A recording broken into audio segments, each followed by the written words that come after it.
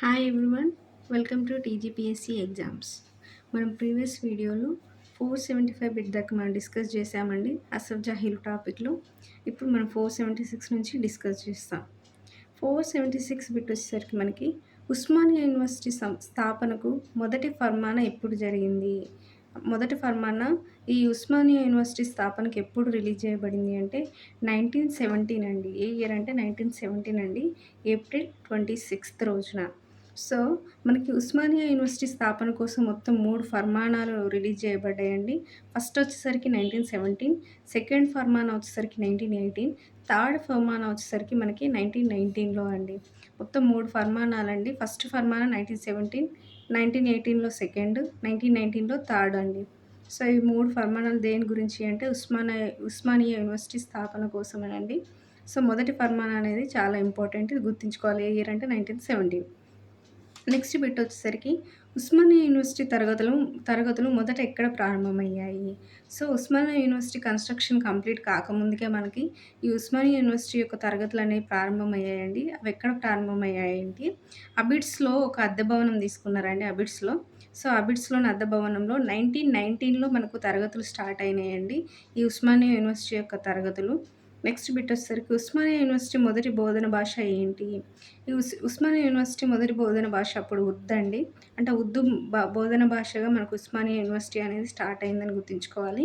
So ఇక్కడ మనకి ఇంకా ఇంపార్టెంట్ థింగ్ ఏంటంటే భారతదేశంలో స్థానిక భాషలో బోధన స్థాపించిన ఫస్ట్ యూనివర్సిటీ మనకి ఉస్మానియా యూనివర్సిటీ అండి. అంటే స్థానిక భాషలో బోధన స్థాపించిన ఫస్ట్ యూనివర్సిటీ ఇదే అండి.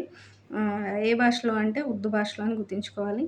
నెక్స్ట్ బిట్ వచ్చేసరికి ట్రాన్స్లేషన్ అండ్ కంపైలేషన్ బ్యూరో ఏ ఇయర్‌లో స్టార్ట్ చేశారు అనంటే 1918 అండి. Translation and compilation bureau.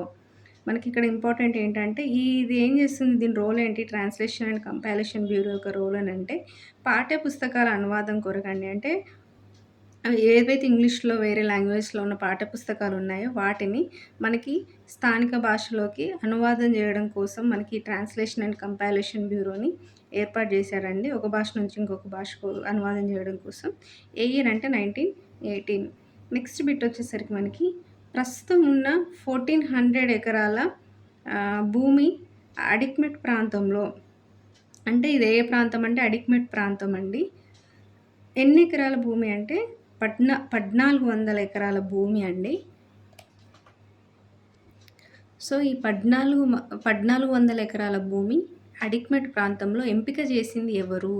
దేనికోసం ఎంపిక చేశారంటే ఉస్మానియా యూనివర్సిటీ కోసం అండి. ఎంపిక చేసింది ఎవరు అనంటే ప్యాట్రిక్ జెడెన్ అండి. ప్యాట్రిక్ జెడెన్ అనే వ్యక్తి మనకి ఇప్పుడు ప్రస్తుతం ఉస్మానియా యూనివర్సిటీ ఉన్న 1400 ఎకరాల భూమిని అడిక్మెట్ ప్రాంతంలో ఎంపిక చేశాడనండి.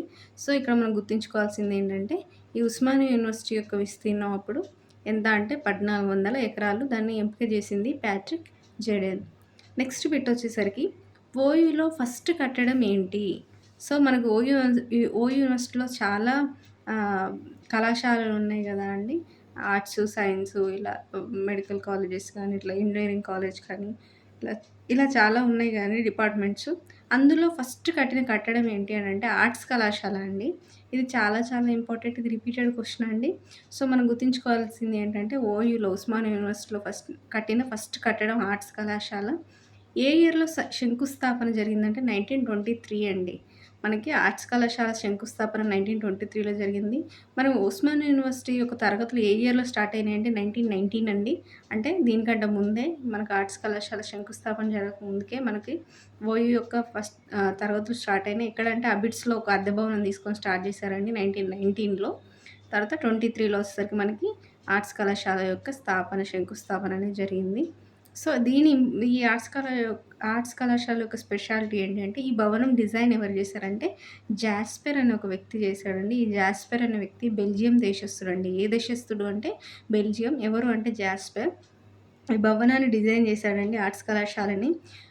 తర్వాత ఈయన డిజైన్ చేసిన తర్వాత మధ్యలో వెళ్ళిపోయిన తర్వాత ఇది పూర్తి చేసింది ఎవరు అనంటే జైన్ యార్జన్, సయ్యద్ అలీ రజా.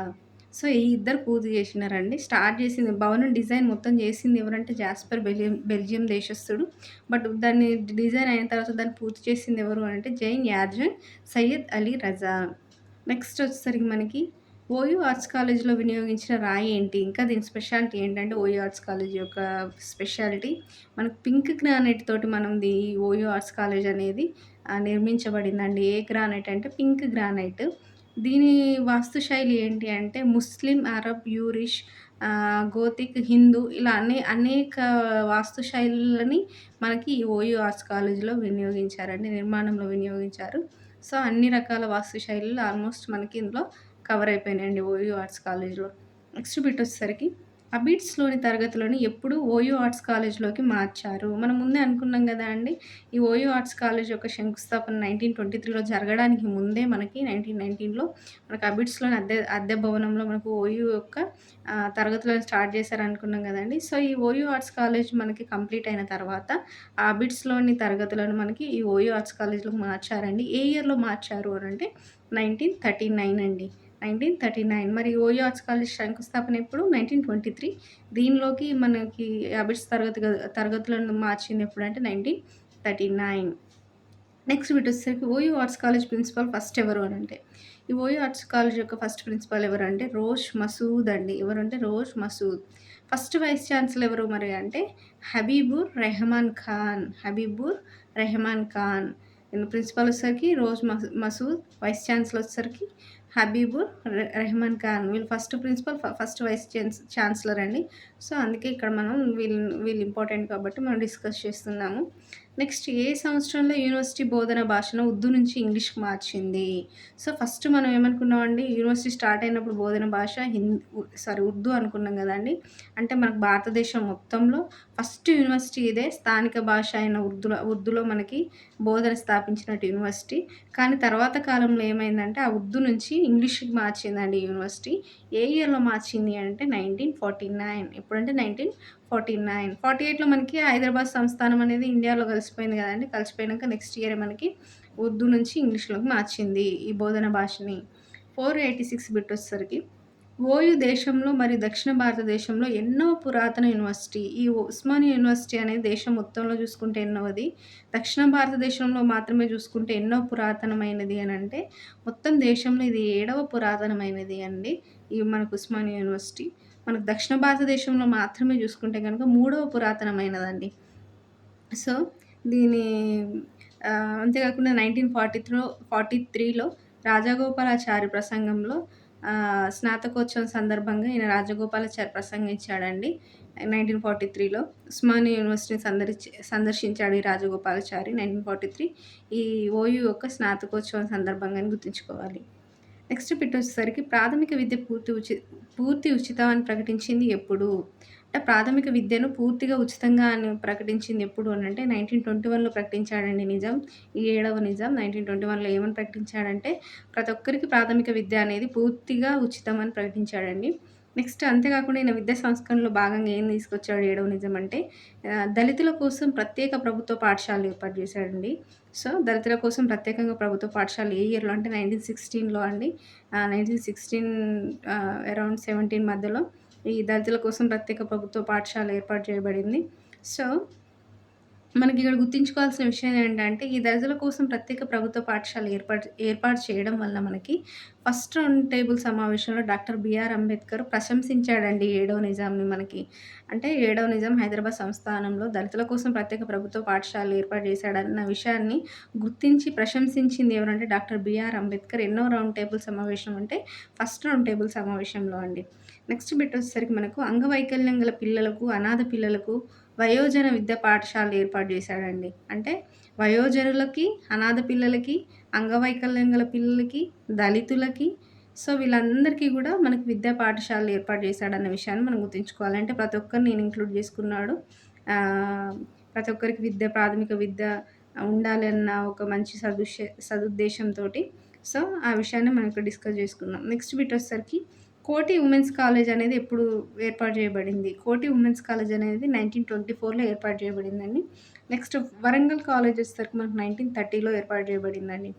నెక్స్ట్ బిట్ వచ్చేసరికి హైదరాబాద్ అథ్లెటిక్స్ సంఘం ఎప్పుడు ఏర్పాటు చేయబడిందంటే 1919 అరౌండ్ 20 అండి. 1919, 20 అప్పుడు ఏర్పాటు చేయబడింది హైదరాబాద్ అథ్లెటిక్స్ సంఘం అనేది. నెక్స్ట్ బిట్ వచ్చేసరికి బాయ్స్ స్కౌటింగ్ బాలికల గైడింగ్ ఉద్యమం ఏ ఇయర్‌లో జరిగిందంటే 1928 అండి. బాయ్స్ యొక్క స్కౌటింగ్ అండ్ బాలికల యొక్క గైడింగ్ ఉద్యమం ఎప్పుడంటే 1928. నెక్స్ట్ బిట్ వచ్చేసరికి అక్బర్ హైదరీ మనకు రేడియోలో ఒక శ్రీ విద్య గురించి ప్రసంగం చేశాడండి. ఈ సర్ అక్బర్ హైదరీ ఎవరు అంటే మనకు ఏడవ నిజాం యొక్క దివాన్ అండి. ఈయన ఈ శ్రీ విద్య యొక్క శ్రీ విద్య గురించి ప్రసంగం రేడియోలో ఎప్పుడు చేశాడంటే 1936లో అండి. అంటే శ్రీ విద్య కోసం వీళ్ళు తీసుకొచ్చిన సంస్కరణలేంటి అనేది మనకి ఈ రేడియో ప్రసంగంలో చెప్పిండు. అది చాలా ఇంపార్టెంట్ కాబట్టి మనం ఇక్కడ డిస్కస్ చేస్తున్నామండి. వీళ్ళు శ్రీ విద్య కోసమే కాదు, దళితుల కోసము, అంగవైకల్యం గల పిల్లల కోసం, అనాథ పిల్లల కోసం, అదేవిధంగా వయోజనుల కోసం కూడా వీళ్ళు విద్యా సంస్కరణలు తీసుకొచ్చిర్రండి. సో, ప్రత్యేకంగా శ్రీ విద్యలో కోసం వీళ్ళు తీసుకొచ్చిన సంస్కరణలను డిస్కస్ చేశాడు రేడియోలో అనేది ఏ ఇయర్ అంటే 1936. నెక్స్ట్ బిట్ వచ్చేసరికి బాలికల అభివృద్ధి కోసము గర్ల్ గైడ్ కంపెనీలు ప్రారంభమైనాయండి. అంటే బాలికలకు ఉద్యోగ అవకాశాలు గానీ, నైపుణ్య అవకాశాలు గానీ, విద్యా అవకాశాలు గానీ, వృత్తి విద్యా అవకాశాలు గానీ కల్పించడం కోసం బాలికల కోసం ప్రత్యేకంగా ఈ గర్ల్ గైడ్ కంపెనీలనేటివి ప్రారంభించారండి 7వ నిజాం టైంలో. నెక్స్ట్ బిట్ వచ్చేసరికి గోండ్ విద్యా పథకము ప్లస్ వృత్తి విద్యా పాఠశాలల ఏర్పాటు కూడా ఈ 7వ నిజాం టైంలో జరిగిందండి. అంటే ఈయన ఇంకా గుర్తుంచుకోవాలి మనం ఇంతమందిని అంటే స్త్రీలు, దళితులు, అంగవైకల్యం గలవారు, అనాథ పిల్లలు, వయోజనులకి కోసమే కాకుండా గోండుల కోసం గూడా అండి. అంటే ట్రైబల్స్‌ని గూడా ఈయన వాళ్ళకి గూడా విద్య అనేది చేరువ చేయాలన్న సదుద్దేశంతో ఈయన గోండు విద్య పథకాన్ని తీసుకొచ్చిండండి. అంతేకాకుండా వృత్తి విద్య పాఠశాలలు గూడా ఏర్పాటు చేశాడండి. నెక్స్ట్ బిట్ వచ్చేసరికి కింగ్ కోటి ప్యాలెస్ నిర్మించింది ఎవరు? మనకి కింగ్ కోటి ప్యాలెస్ నిర్మించింది ఎవరంటే మహమ్మద్ కమాల్ ఖాన్ అండి. ఎవరు అంటే మహమ్మద్ కమాల్ ఖాన్ కింగ్ కోటి ప్యాలెస్. ఈ మహమ్మద్ కమాల్ ఖాన్ నిర్మించిన ఈ కింగ్ కోటి ప్యాలెస్‌ని 7వ నిజాం కొన్నాడండి. కొని ఏం చేశాడంటే ఇక్కడే రాజ్ ప్రముఖ్‌గా ప్రమాణ స్వీకారం చేశాడండి. ఎవరు? 7వ నిజాం కింగ్ కోటి ప్యాలెస్‌లో. దీన్ని నిర్మించింది ఎవరు అంటే మహమ్మద్ కమాల్ ఖాన్. మనకి నెక్స్ట్ బిట్ వచ్చేసరికి హిల్ ఫోర్ట్ ప్యాలెస్ అనేది ఎప్పుడు నిర్మించబడింది? ఎవరు నిర్మించారు అని అంటే మనకి 1923లో ఈ హిల్ ఫోర్ట్ ప్యాలెస్ అనేది నిర్మించబడిందండి. ఎవరు నిర్మించారంటే నిజామత్ జంగ్ అండి. ఎవరు నిర్మించారు? నిజామత్ జంగ్. ఈ హిల్ ఫోర్ట్ ప్యాలెస్‌ని 7వ నిజాం కొన్నాడండి. దీన్ని కూడా అంటే ఇంతకుముందు మనకి ఇంకోటి ప్యాలెస్‌ని కొన్నాడు. అదేవిధంగా హిల్ ఫోర్ట్ ప్యాలెస్‌ని కూడా కొన్నాడండి. ఈ హిల్ ఫోర్ట్ ప్యాలెస్‌ని 7వ నిజాం కొని ఏం చేశాడనంటే రెండవ కుమారుడైన మొజంజాకి అధికార నివాసంగా గిఫ్ట్‌గా ఇచ్చాడండి. ఎవరికి ఇచ్చాడంటే రెండవ కుమారుడు మొజాంజాకి. ఈ ఈ హిల్ ఫోర్ట్ ప్యాలెస్ అనేది దేన్ని పోలి ఉంటుంది అనంటే కేంబ్రిడ్జ్‌లోని ట్రినిటీ కాలేజ్‌ని పోలి ఉంటుందండి. కేంబ్రిడ్జ్‌లోని ట్రినిటీ కాలేజ్‌ని పోలి ఉండేది ఏంటంటే ఈ హిల్ ఫోర్ట్ ప్యాలెస్. ఇది ఎవరి యొక్క అధికార నివాసం అంటే ఈ 7వ నిజాం రెండవ కుమారుడైనటువంటి మొజంజా యొక్క అధికార నివాసం. దీన్ని నిర్మించింది నిజామత్ జంగ్ అయితే దాన్ని కొన్నది 7వ నిజాం అండి. నెక్స్ట్ బిట్ వచ్చేసరికి మనకి హైకోర్ట్ స్థాపన ఎప్పుడు జరిగింది? హైకోర్ట్ స్థాపన అనేది 1915లో జరిగిందండి. నయాపూల్ బ్రిడ్జ్ పక్కన. దీని రూపశిల్పి ఎవరు అనంటే శంకర్ లాల్ అండి. అంతేకాకుండా మహర్ అలీ ఫజల్.